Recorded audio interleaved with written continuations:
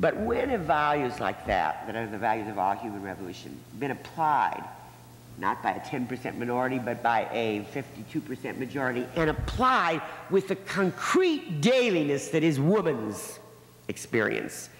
Not as an abstract for some future generation, but in terms of life as it is lived every day, you know, in the kitchen, the bedroom, the living room, the office, the classroom, the hospital. That's why it happened so fast. Because it was done for ourselves, and it was done immediately in terms of daily life, not in terms of abstraction.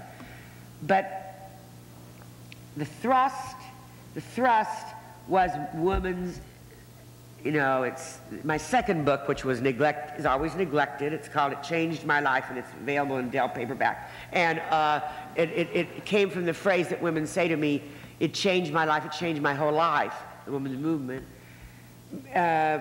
It did change our whole lives, just to say, I am a person myself. And then they began to go back to school, get up the nerve to go to work, or if they were at work, you know, to not accept anymore that invisible person in the office status, you know, that menial servo status, begin to demand equal opportunity in the rest.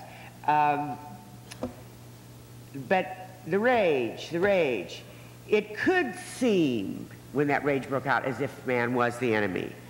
But there was an ideological mistake that the younger women that followed came out of this radical student movement of the 60s, where they had cut their political eye teeth using the doctrines of class warfare applied to the problems of race. And then, when they had their resolutions of their consciousness informed by ours, the woman at the she sees that she's the chick on the mimeograph machine. She was being treated in the same patronizing, condescending way by her radical brothers, who were just as much male chauvinist pigs as their fathers. So she rebels and starts her own women's lib group.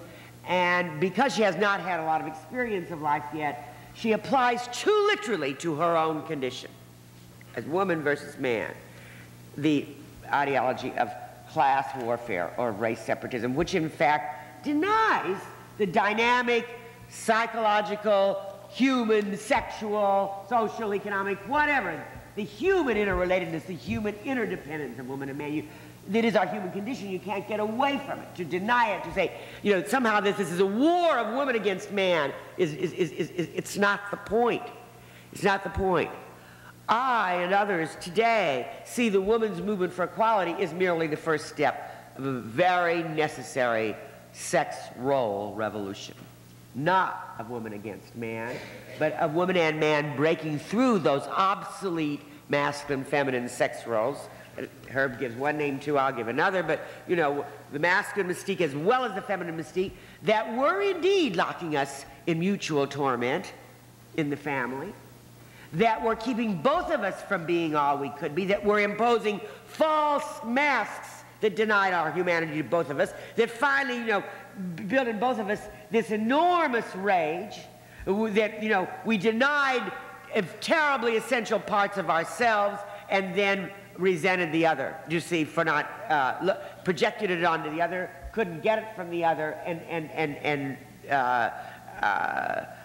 there was the feeling of the sex role revolution. There was the Rozak, Theodore and Betty Rozak, you remember Making of the Counterculture? Well, they did a book called A Masculine Feminine, and the introduction to that puts this very nicely. It said, he was playing masculine, she was playing feminine. He was playing the big, powerful he-man that the sweet little flower that she was playing was supposed to admire. She was playing the sweet, helpless little woman that the big, powerful he-man that he was playing was supposed to desire. He desired her for the tenderness and the sensitivity, you know, and the soft, warm feelings that he wasn't allowed to express experience develop in himself. She admired him for the strength and the gutsiness and the aggressiveness and the assertion and the independence and the freedom that she wasn't expected to develop or allowed to encourage to develop in herself. If he hadn't been playing masculine, he might have been more feminine than she and wanted more of those soft, sensitive qualities. So he had to play more and more brutal masculine, you know, till he became dangerous in his brutal domination.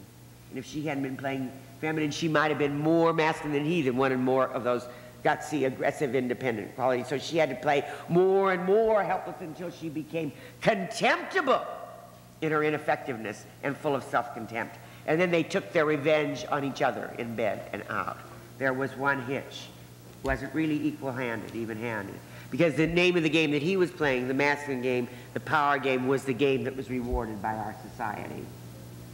And so the women's movement had to come first, because she had to, for the evolutionary reasons that I recall here, she had to break through, she had to confront her own personhood, she had to break through that mystique in her consciousness to confront her real problems in the society.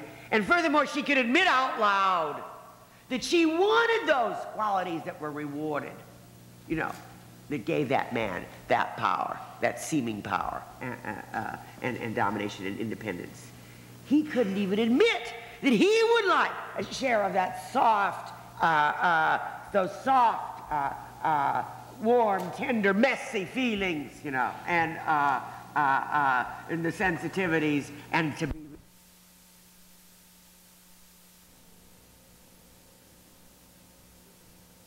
wearing their hair long, you know, and saying, I don't have to be, and their elders that were envying them and emulating them and clubbing them down from the repressed envy. And they were saying, I don't have to be crew-cut and tight-lipped and to be a man. I don't have to have big muscles when there are no bare skull. I don't have to bring the coonskin back from the wall and napalm all the children in Vietnam and Cambodia and the green leaves off the trees to prove I'm a man. I don't have to be dominant and superior to everybody in the world. I can be tender and compassionate, sensitive. I can admit I'm afraid. I can even cry. I'm a man. Muskie was ridden out of the presidential race because he cried. But in the next time around, everybody cried. Nixon, Reagan.